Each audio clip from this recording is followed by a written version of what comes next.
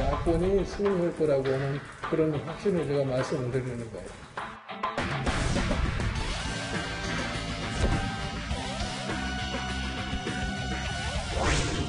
몸이 달아나는 것 같은 그런 모습을 보면 좀 안타깝게 한다면은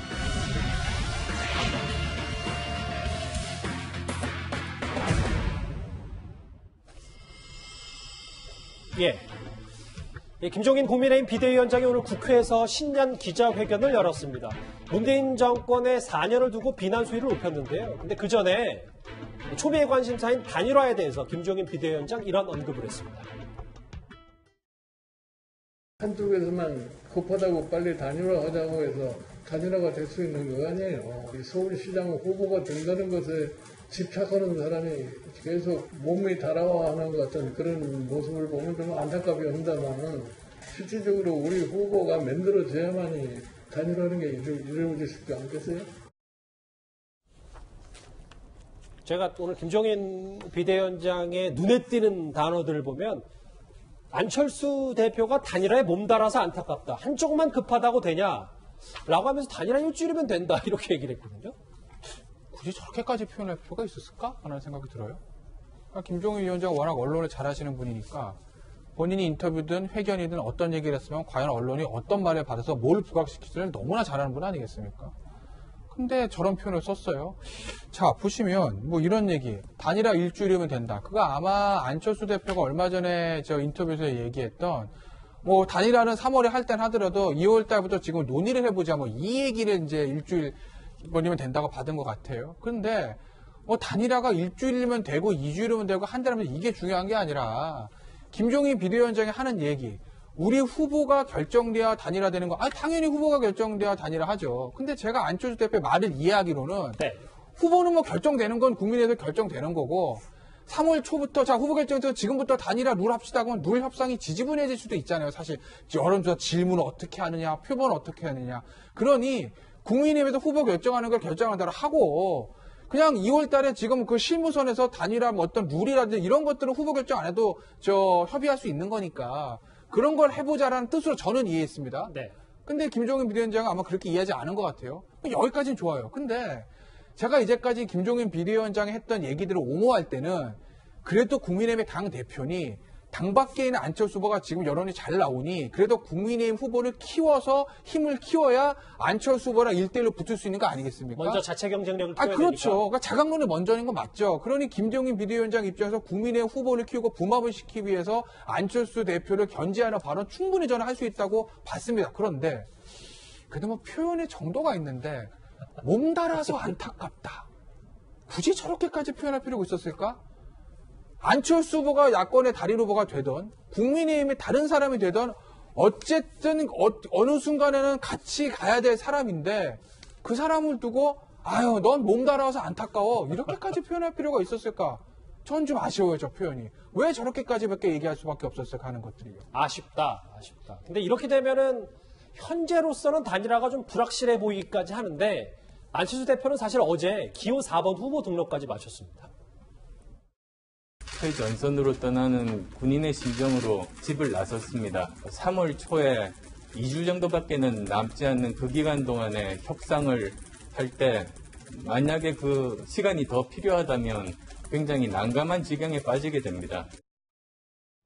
이전 의원님, 사실 단일화가 되든 안 되든 그냥 기본적으로 김종인 대표가 안철수 대표에 대한 인간적인 부신이 좀 있는 건 아닌지 뭐 여러 가지 벌써 해석들이 좀 나오는 것 같아요. 뭐 두 분이 처음 만나서 그 정치적으로 그 멀어지는 과정에서 앙금이 남았을 수는 있지만 그 김종인 그 위원장이 정치계의 오랜 선배로서 또 그 보수 정당의 그 대표로서 말이 조금 과한 측면이 있습니다. 말이 좀 거칠고 내용적인 측면에서도 너무 본인만 옳다 하는 식으로 하면은 뭐 어려울 것 같고 예를 들어서 단일화가 일주일이면 된다 하지만 여론조사는 일주일이면 되겠죠. 그러나 지금 그 보수 진영에서 또 중도 진영에서 원하는 거는 보수 중도 진영이 힘을 합쳐서 한번 문재인 정권에 대항해보자 이런 얘기 아니겠습니까? 예. 그렇다면 예전에 이명박 박근혜 경선 치열하게 해서 그 후유증이 지금까지 오지 않습니까?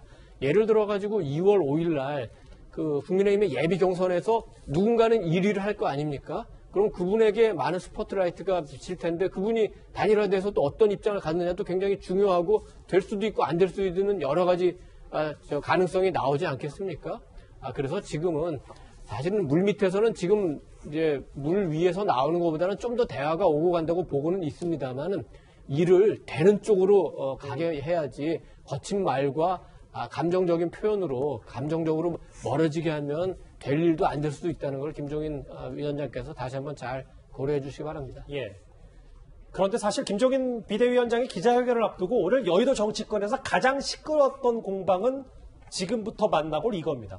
국민의힘 조수진 의원이 오세훈 전 시장의 서울시장 출마를 비판한 고민정 의원을 후궁에 빗댔는데요. 먼저 시계를 잠시 돌려보겠습니다.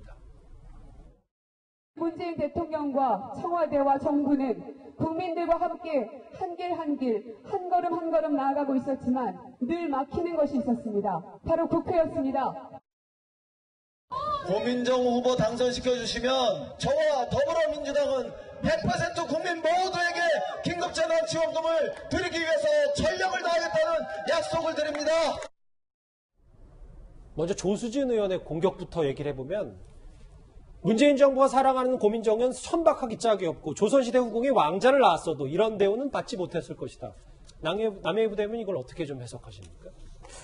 막말을 넘어서 지금 성희롱이거든요. 근데 보통 성희롱이라고 하면 남성이 여성에 가하는 뭐 그런 폭력으로 생각들 하시는데 예. 기이하게도 여성 국회의원이 여성 정치인이 여성 국회의원에게 지금 성희롱을 했다라고 봅니다.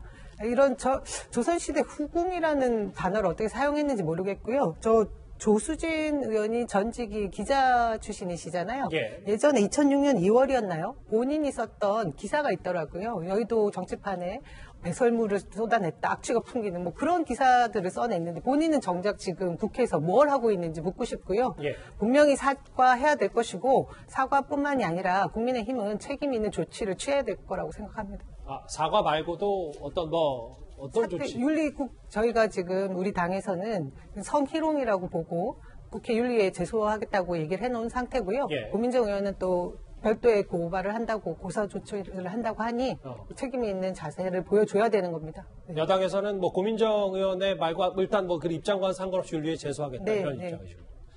장혜철 평론가님, 이 논란이 좀 오늘 커졌잖아요. 여기에 대해서 SNS에 바로 조순희 의원이 반박을 했는데 민주당이 말꼬리를 잡고 이곳에서 저질 공세를 하고 있다. 인신공격을 한 사람은 고민정 의원이니까 막말을 사과하라.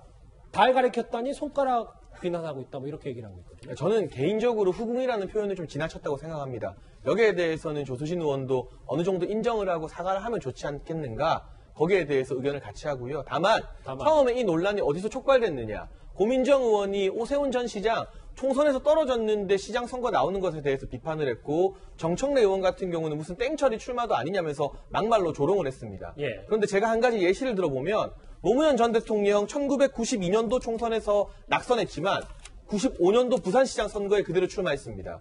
그리고 2000년도 총선에서 낙선했지만 2년 뒤 대선에 나와서 대통령에 당선되었습니다. 그렇다면 고민정 의원이나 정청래 의원이 총선에서 낙선하고 그 다음 더 큰 선거에 출마했던 95년도와 2002년의 노무현 전 대통령에게도 똑같은 비판을 할 수 있겠는가? 그런 정치적 물음을 제기하는 것은 충분히 의미 있는 비판이 아닐까 싶고요. 그 과정에서 불필요한 표현에 대해서는 사과가 선행되었으면 합니다. 후궁에 비유한 이 발언 논란, 여당에서는 뭐 책임 있는 조치 제소까지 한다고 하는데요. 공방이 좀 있을 것 같습니다. 이 소식 여기까지입니다. 그리고 뉴스탑10 마지막 주제가 기다리고 있습니다.